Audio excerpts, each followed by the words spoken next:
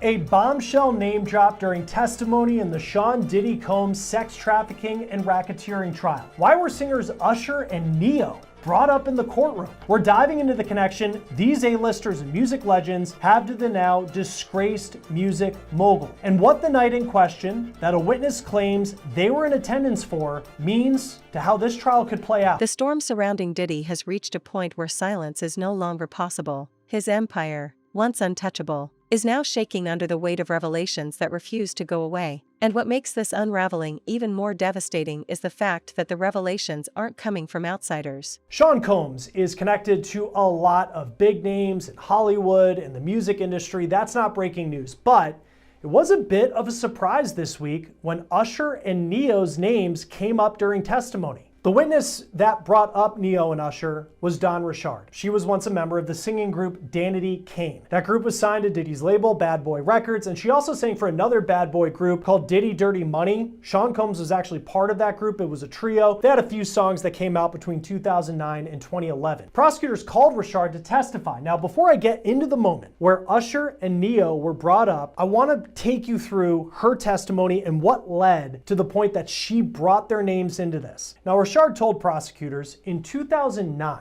she witnessed Sean Combs allegedly attack his then girlfriend, Cassandra Ventura, the singer known as Cassie, who has already testified in this trial that she was abused by Combs physically and sexually during their 10-year relationship that ended in 2018. Now, here's a line in the transcript where Richard said, quote, "I observed Cassie being attacked," and then, when asked who attacked Cassie, she answered, quote, "She was attacked by Sean Combs." In the incident in 2009 that Richard talked about, she said she was recording music at Combs' LA home. Cassie was making eggs, and then Combs comes downstairs, quote, angry, and was saying where the expletive was his eggs. Excuse my language. And he was telling Cassie that she never gets anything right, where the expletive is his food, and he proceeded to come over to her, took the skillet with the eggs in it, and then tried to hit her over the head with it, and she fell to the ground. Richard told prosecutors that she witnessed Diddy allegedly attack Cassie multiple times, physically beating her. And while she was a member of Diddy Dirty Money between 2009 and 2011, she said it was frequent that she would see these things. She said that Combs would, quote, punch her, choke her, drag her, slap her in the mouth. I saw him kick her, punch her in the stomach. Now, when it comes to Usher and Ne-Yo, their names are brought up related to an incident in 2010 that happened at a restaurant in California. Dawn Richard was asked about this incident both by the prosecution and defense, but it's interesting how her answers and the details she gives are different depending on the questions that are asked. Richard was asked about that incident. It was in West Hollywood, California. There was a restaurant, a dinner with a lot of powerful people in 2010. And at that dinner, Richard says Diddy allegedly punched Cassie in the stomach. She said, quote, "We were having a private conversation, and when we're all sitting, eating at the tables together, when I say we, I mean some bad boys, some of our other label, and some celebrities were in the room, and they were secretly arguing, and he punched her in the stomach." Sean Combs punched her in the stomach. The prosecution then asks, quote, "Who, if any, of Mr. Combs' employees were present?" And Richard says Harv Pierre, Capricorn Clark, Mia, D-Rock, Bonds, myself, and Kalina Harper. Now, the prosecution then asks Richard about Harv Pierre. He was a bad boy executive, and he answered to Sean Diddy Combs. The prosecution also asks how, quote, employees reacted to Combs allegedly punching Cassie in the stomach, to which Richard didn't really follow that line in their questioning. They did ask about bad boy employees who were present at the restaurant, to which Richard named people like Combs, the bodyguard D-Rock, Pierre the executive. But then the defense had their chance at cross-examination, and through their questioning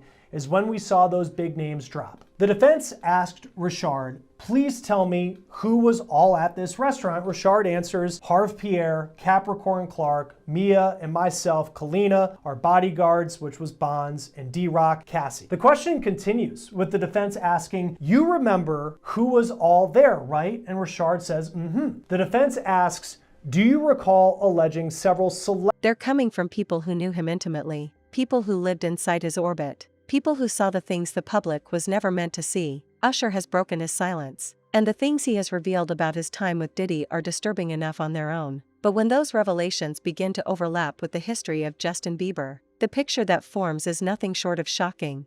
To understand the weight of these revelations, you have to go back to the very beginning of Usher's career. He was barely more than a kid when he was introduced to Diddy, bright-eyed, talented, eager to break into the industry. Usher thought he was walking into mentorship, into opportunity, into the kind of guidance that would shape him into a star. And in many ways, that part was true. Diddy had the connections, the influence, the power to open doors nobody else could. But with that power came a darkness, a world that no teenager should have been exposed to, a world where boundaries blurred and the rules of normal life no longer applied.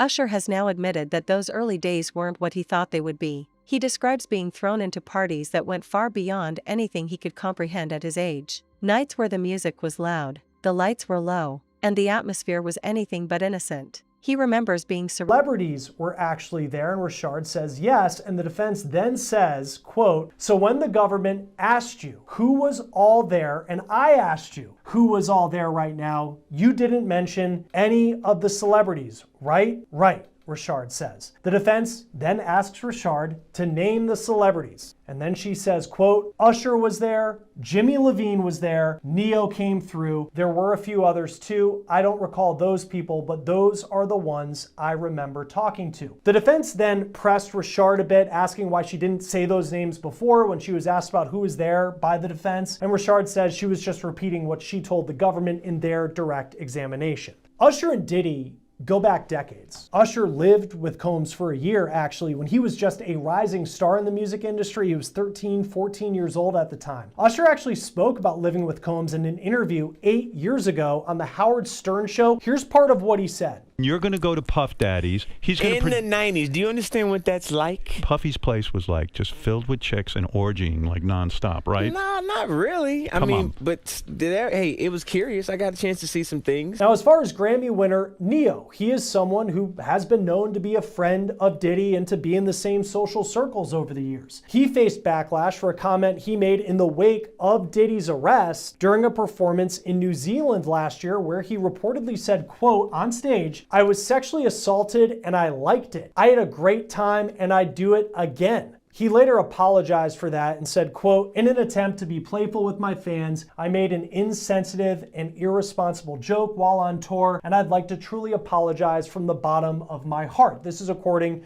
to the UK media outlet, The Metro. Now, the other name that Richard mentioned was Jimmy Levine. He is a music legend. He is known as the co-founder of Interscope Records, so an incredibly powerful person in the music industry. It's important to note that in her testimony, Richard did not specifically say that any of the three actually witnessed that alleged moment where Combs punched Ventura in the stomach, but she did say that they were allegedly there that night. Now, none of the three have released statements since their names were brought up in court. Combs is on trial. He's expected to be on trial for roughly 7 more weeks. He's charged with racketeering, sex trafficking by force, and transportation to engage in prosecution. He has pleaded not guilty. Joining us now once again to talk about this case is former prosecutor and criminal defense attorney Safa Robinson-Ferrer. Always great to have you on Law and Crime. Usher's name, he comes up yesterday, and that was kind of a moment where people clearly recognize who Don Richard was talking about. What should we take away from that anecdote and the fact that Usher's name was brought up? The fact that Usher's name was brought up, I think one of two things about it. On one hand, it's irrelevant. It doesn't go to prove or disprove whether Mr. Combs is guilty of the charges as alleged in the indictment. On the other hand, I do think that it provides background information that there were other individuals that could have possibly observed these alleged assaults or attacks on Ms. Ventura. Not only that, but if the government intends on establishing a timeline or a pattern of events with respect to Mr. Combs, his enterprise, and their dealings with individuals from the public or in the industry, it's good to note that the allegation, or at least the testimony came in, that Usher was involved with Mr. Combs early on in his career. Surrounded by excess, by behaviors that were reckless and dangerous, by a lifestyle that celebrated indulgence without limit. For a teenager, it was confusing, overwhelming, and, in hindsight, deeply damaging. What he once thought was mentorship now feels more like exploitation, exposure to things no young artist should have endured. And this is where the story takes an even darker turn, because Usher wasn't the only young star to fall under Diddy's influence. Years later, Justin Bieber, at the very height of his fame, found himself in that same orbit. The world remembers the strange videos, the unsettling interviews, The moments where Diddy openly spoke about wanting to spend time with Bieber in ways that made fans uncomfortable. At the time, people brushed it off. Diddy was eccentric, they said. He was joking, they said. But now, with Usher's revelations out in the open, those old clips have taken on a completely different meaning. Suddenly, what once seemed until now, but I think it's important that he did, and he also, like many celebrities in Hollywood, want to stay as far away from the Diddy trial as possible. Because you think that there was talk of him testifying and he didn't, he wanted to shut that down.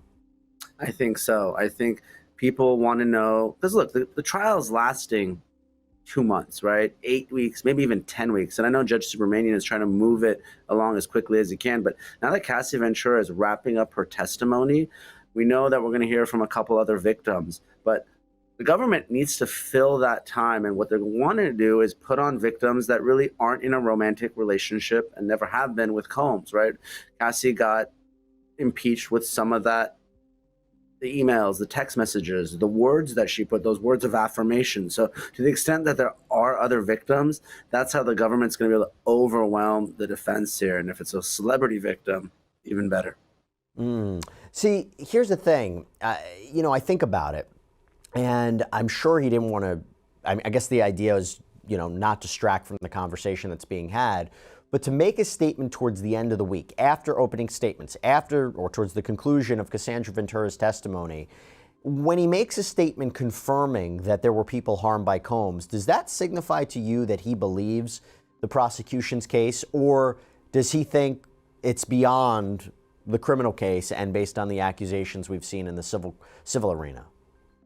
I think it's probably the former. And like you said, the key part of that statement was denying that he was a victim, but really talking about the other victims. And it wasn't alleged victims. He said other victims, well, through his spokesperson. So I think that is very, very important. This isn't a Michael Jackson type case where, celebrities are rushing to Combs' defense. Very few people are. And the fact that you have someone come out that really isn't 50 Cent or someone who, is trying to make light of it or a documentary about it and really point the finger at Diddy, that's a big deal, Jesse. Mm-hmm. And he mentioned harmed by him, right? It was very specific language. They were genuinely harmed by him, and the shifting focus away from this reality distracts from the justice these victims rightfully deserve. There's no way to parse that language. There isn't, and the defense is obviously trying to separate physical harm from sex trafficking and sexual assault, but the average person who's watching isn't going to be making that distinction. That may matter in the case, but it's not going to matter in the court of public opinion.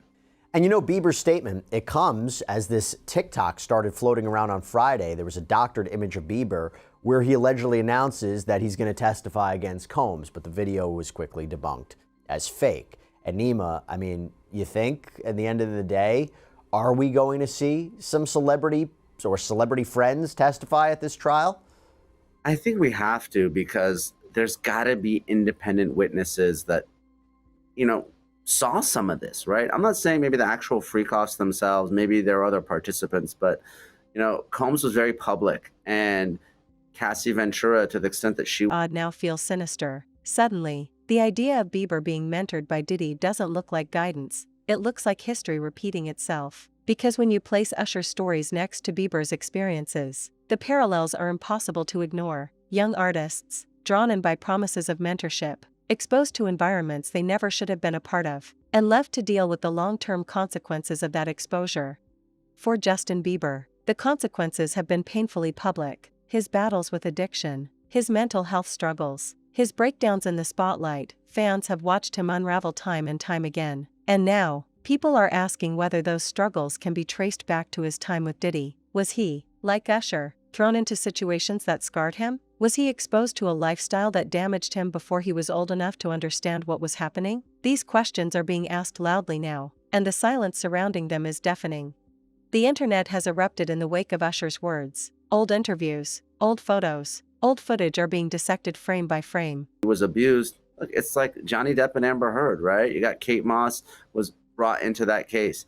People that are rich and famous celebrities, they have rich and famous celebrity friends, right? That's why Blake Lively and Justin Baldoni, we're talking about Taylor Swift. This is a small circle here in Hollywood. So the independent witnesses are very likely going to be other celebrities. So I think we're just starting to scratch the surface when it comes to that. So the question becomes, why do fans believe that Justin Bieber could have been one of Sean Combs' targets, right? You mentioned it before. Well, as the legal saga against Combs ramped up last year, there was video clips that started to resurface of Combs and Bieber spending some time together. And people noticed that the videos often kind of straddled the line between awkward and inappropriate. And Bieber sometimes seemed really uncomfortable. For example, when Bieber was 15 years old, he uploaded a video to his YouTube channel called 48 Hours with Diddy. And this is where he said he was going to be hanging out with the rapper for a couple of days. So check this out, yo. Justin, you ever seen the movie 48 Hours? Right now, he's having 48 hours with Diddy, him and his boy. They're having the times of their lives, like where we hanging out and what we doing. We can't really disclose, but it's definitely a 15-year-old's dream. Now, some fans called out Combs for allegedly grooming behavior they say was exhibited in this video, spending time at his home with a young kid who's suddenly been thrown into the world of fame and money, taking him under his wing, offering up opportunities, maybe gifts that he could only dream of. Yeah, so as soon as you turn 16, you know what I'm saying, I'm gonna let you rock this every time you come in LA. Yeah, this gonna be yours. So, every time you come in LA, it's a little dusty, but you know, go get the front shot of this. Man. Head that out. Minute. Woo. Okay. Okay. All right, so I'm gonna be driving this next year. Now, look, of course, this could all be for the camera, it could be performative. Bieber could have left right after this. We don't really know, but the video made the rounds. Speculation around Combs grew. And then another clip surfaced, and this one posted to Combs' YouTube page showing another interaction, this time apparently in a studio. What's up, man? You good? I'm good. How are you? All right, young brother, everything's good? Everything's Selling great. out arenas and everything? Starting to act different, huh? No, you ain't been calling me and hanging out the way we used to hang out. Well, I mean, you tried to get in contact with me, through all my, partners and whatnot. Mm-hmm. But you never really got my number, so. Right, okay. My number? Yeah. I'm gonna tell you my number. Yeah. Awkward, I don't know, it could have been a joke for the cameras. Nima, what do you take away from these videos?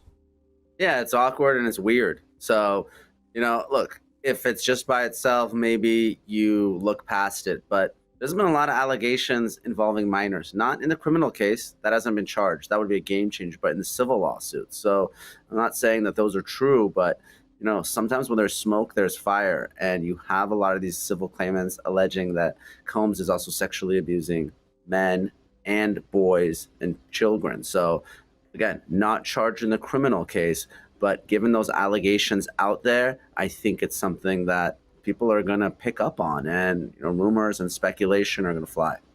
So according to sources, people are connecting dots that had been ignored for years. A clip of Bieber looking uncomfortable in Diddy's presence. A moment where Diddy speaks about owing time with Bieber. A history that, when pieced together, paints a very disturbing picture. And with Usher's confirmation of what he endured, it becomes harder and harder to dismiss those connections as coincidence. Diddy, on the other hand, is reportedly furious. Sources close to him say he's unraveling, lashing out at those around him, scrambling to regain control. His legal battles were already threatening to destroy his legacy, but this is something different. This isn't just about lawsuits and courtrooms. This is about morality, about public perception, about the irreversible damage of being linked to the exploitation of innocence. Once that narrative takes hold, there is no recovery. You can fight charges in court, but you can't fight the disgust of the public once they believe you've crossed that line.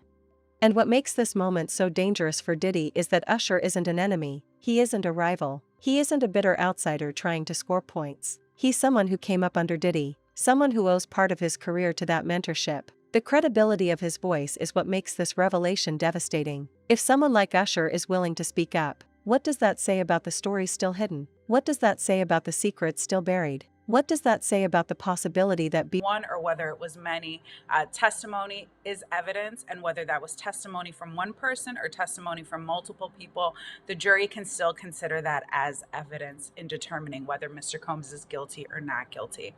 If these individuals observe that, then the hope would be that someone would have intervened earlier on. But again, it doesn't negate the fact that, the charges here are racketeering, sex trafficking, and things of that nature.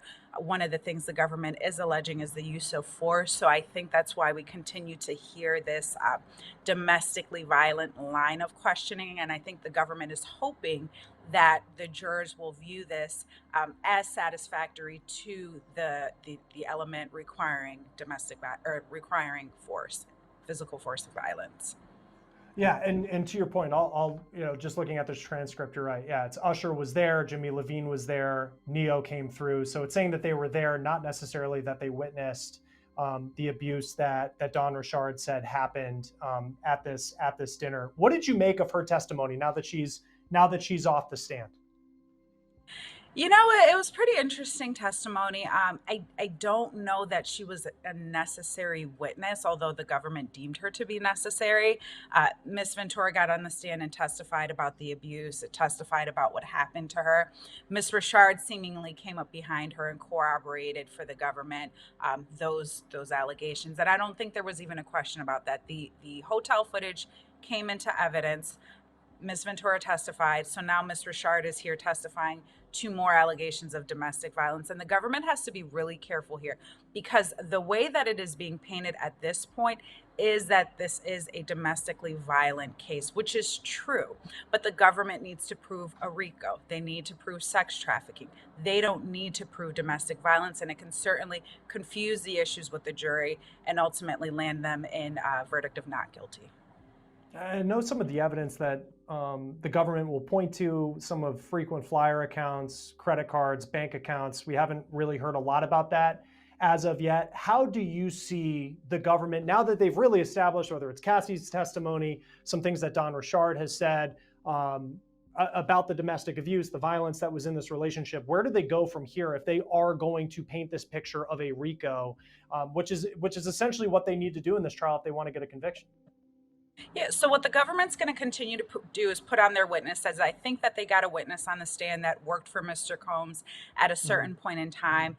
That individual also testified to some alleged violent behavior on behalf of Mr. Combs. I think if this individual is still testifying, or as other individuals continue to testify, we will start to hear about transportation with regard to these alleged sex workers. So one of the things that the government has to prove and show is that there was a transportation via interstate commerce, which is a very wide net and catch-all for the government in order to seek a conviction, is that these individuals were transported or traveled via interstate commerce from one state to another. So we may hear testimony about frequent flyer accounts, or whoever the individual was that set up these or purchased these plane tickets, or if they flew private. Whoever set up the transportation and travel may ultimately testify. We might hear from them to further establish that Bieber himself may one day come forward. This is more than just a scandal. This is the collapse of a myth. For decades, Diddy presented himself as a mogul, a mentor, a man who built empires and shaped stars. But now, that image is crumbling. What's emerging instead is a picture of a man who used his influence to surround himself with youth, with innocence, with people who trusted him, only to be pulled into a world they were never ready for. According to Usher, those early years weren't just about music and mentorship. He describes an environment that was far from normal, one that exposed him to adult behaviors and situations no teenager should have been a part of, parties that went too far, nights that blurred boundaries, and moments that he admits shaped him in ways he didn't fully understand until years later. And the most shocking part is that these stories don't just stop with him, because Usher isn't the only young star who was drawn into Diddy's orbit. Justin Bieber, at the height of his rise, also found himself spending time with Diddy. Old videos have resurfaced of Diddy making bizarre comments about Bieber, talking about spending time with him in ways that, even back then, made people uncomfortable. At the time, fans brushed it was just about Cassie using Bonna's name in her lawsuit, which she didn't want to happen. Bonna didn't want her name to be used in Cassie's now settled lawsuit. And so Bonna was asked, were you and Cassie trying to make up this story or tell Cassie what had happened to you? And then that was kind of an objection. It was sustained. Then Bonna is asked by the prosecution, do you have any doubts that Mr. Combs held you up on the balcony? And Bonna responds, I have no doubts.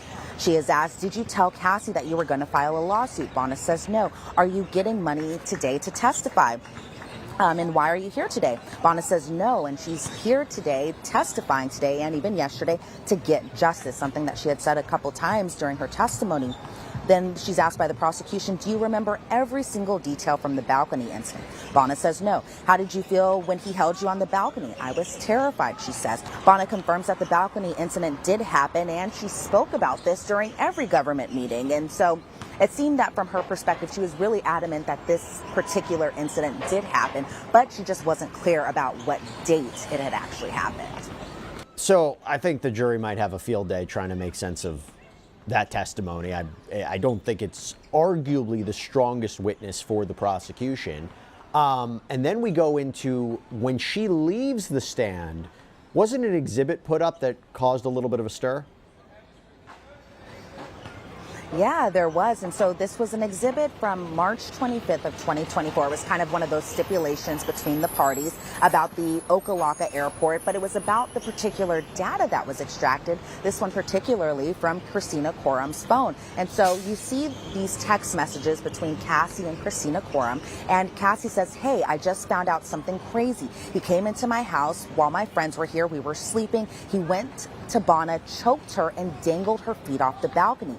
Christina Quorum responds, what? And Cassie says, I have to stay away. And so the government really wanted to introduce this piece of evidence because I think that they might be kind of feeling some type of way in a sense that all of their witnesses, they can't recall these certain dates. But for this particular message, this was sent on September 30th of 2016. And so as far as just when this incident or alleged incident may have occurred, it might have occurred on September 30th, or it could have occurred on September 29th if you're interpreting it that way. Because again, Bonna didn't recall what particular date this happened, but she's been adamant throughout her testimony that this did happen. So I think the government really wanted to introduce this piece of evidence because the defense was implying that Bonna was lying. And so they wanted to show, okay, well, somebody told Cassie that this had happened. Cassie is talking to Christina Quorum about this. And so that message will go back to the jury when they do deliberate on this case soon, or eventually, I should say. And it does become a question. And it does become a question whether or not Christina Quorum is going to be called as a witness, and maybe can testify about that message. Okay, now before we move into the next witness, there was something that happened that wasn't good for Sean Combs' side. My understanding was the judge was not too happy about Sean Combs' behavior, and he made it known after the jurors left the room, right? Yeah, he did. So unfortunately, this was a moment where every time there's arguments outside the presence of the jury, right before we get to the lunch break, I'm always like, okay, should I go now? Should I leave?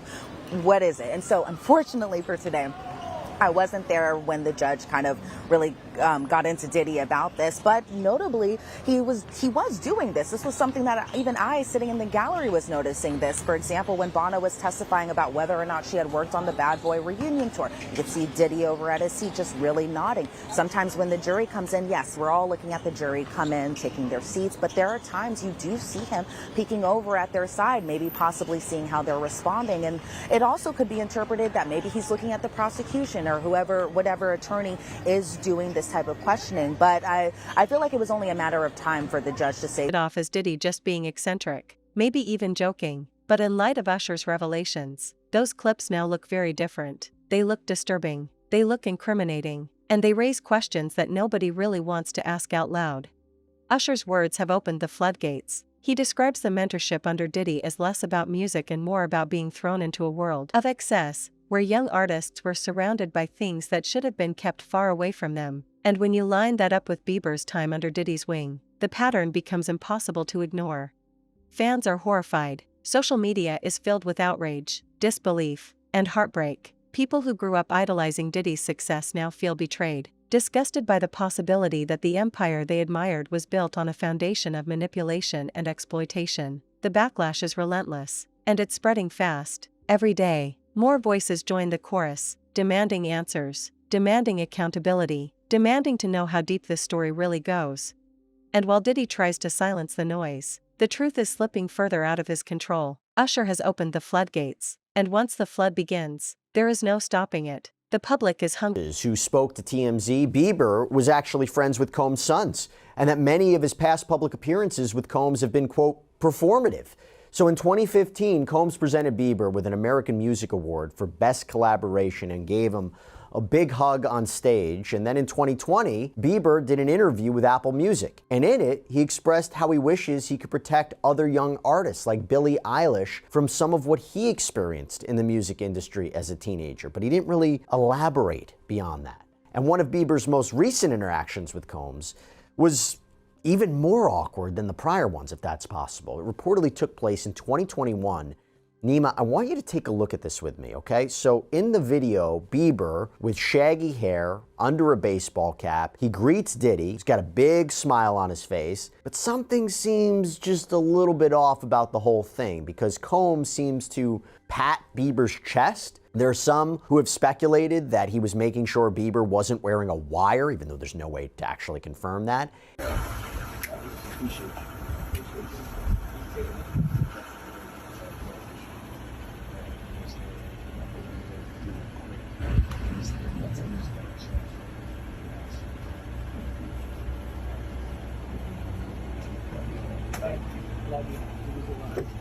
Nima, what do you make of that? Yeah, awkward and weird. I'm not surprised people think that he was patting him down. Just not something that you typically see. And again, it's just part of this real pattern of kind of strange conduct between Combs and Bieber. So I understand why people are speculating that it's something more than just this innocent friendship. You know, in 2023, Bieber had collaborated with Combs on the song Moments from Combs' last studio release. It's called the Love Album, Off the Grid, and it featured collaborations with a lot of different artists. Justin Bieber has had a lot of ups and downs over the years. We pretty much watched him grow up, and that meant that many of his mistakes and questionable decisions were fodder for the tabloids. You know, in fact, Law and Crime Sierra Gillespie actually put together a great episode on Bieber's latest struggles in the spotlight for our new channel, Scandal. I encourage everybody to go check it out. But there has been speculation that possible abuse in Bieber's past could be a source for some of his bad boy behavior and potential mental health problems in recent years. Now, Nima, that could be a stretch. Some could see it as a connection. Are you think there's something to that or not?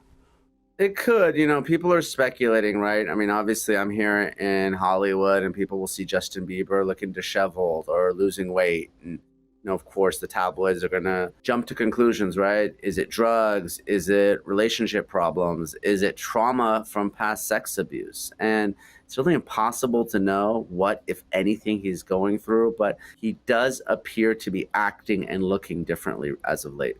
But some will say, you know, if he's making this comment now. For the truth. And the industry itself is watching nervously, because if these revelations continue, they won't just destroy Diddy, they'll expose an entire culture of silence that has protected men like him for decades.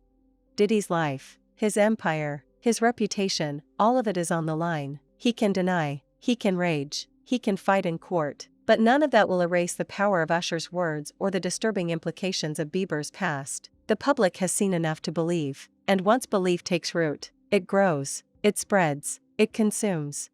What we are witnessing is not just the fall of a mogul, but the exposure of a legacy built on secrets, and as those secrets come to light, the man who once stood at the top of the music industry now stands on the edge of ruin. Usher's revelations have torn away the facade, and what's left behind is a darkness that can no longer be hidden. For Diddy, this is the nightmare he cannot escape, and for the world, it is the moment when the truth finally, painfully, comes into focus.